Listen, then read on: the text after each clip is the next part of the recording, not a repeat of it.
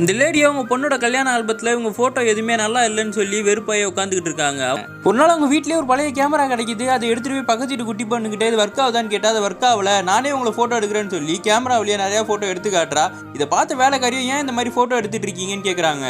இந்த லேடி சொல்கிறாங்க, எனக்கு தாத்தாக்கனா ரொம்ப பிடிக்கும், ஆனால் அவர் இறந்ததுக்கப்புறம் அவரோட ஃபோட்டோ ஒன்று கூட இல்லை, அதை நினச்சி நான் ஃபீல் பண்ணியிருக்கேன். அந்த மாதிரி என் பேர பிள்ளைங்களும் நான் எப்படி இருக்கேன்னு தெரிஞ்சுக்கணும்ல, அதனால தான் நான் ஃபோட்டோ இருக்குன்னு சுற்றிக்கிட்டு இருக்கேன்னு சொல்கிறாங்க. இவங்களும் அவங்க வேலைக்காரி ஹெல்ப் மூலயமா ஒரு ஃபோட்டோ ஷூட் கம்பெனிக்கெலாம் போய் பார்க்குறாங்க. அவங்க 20,000 ரூபாய் கேட்டவொடனே அவங்க 2 பேரும் திரும்பி வந்துடுறாங்க. ஒரு நாள் அவங்க அக்காவோட பையன் இறந்துட்டான்னு இவங்களுக்கு ஃபோன் வருது. இவங்க பதறி போய் அங்கே பார்க்குறாங்க. இதுக்கப்புறம் இந்த ஃபோட்டோவே எடுக்கக்கூடாதுன்னு சொல்லி அழுதுகிட்டு உட்காந்துருக்காங்க. ஒரு நாள் அவங்க அக்கா ஃபோன் பண்ணி, நீ சொன்னது கரெக்டு தான், என் பையன் ஃபோட்டோ வழியாக என்ன பார்க்குற மாதிரியே இருக்குது, நீ நல்ல ஒரு ஃபோட்டோ எடுத்துக்கோன்னு சொல்லிக்கிட்டு இருக்காங்க. நம்ம இறந்ததுக்கப்புறம் நம்மளுக்கு பிடிச்சவங்களுக்குலாம் நம்ம ஃபோட்டோவை பார்த்தானே அவங்க சந்தோஷப்பட்டுக்கிட்டு இருப்பாங்க. அதனால உன் ஆசையை நீ விட்டுறாதுன்னு அவங்க அக்கா சொன்ன உடனே இவங்களும் அவங்க கையில் இருக்க காசு எல்லாத்தையும் எடுத்துகிட்டு போய் அந்த ஃபோட்டோ ஷூட் கம்பெனிலே கொடுத்து அழகாக ட்ரெஸ் பண்ணி வாய் நிறையா சிரித்து ஒரு ஃபோட்டோ எடுத்துக்கிறாங்க.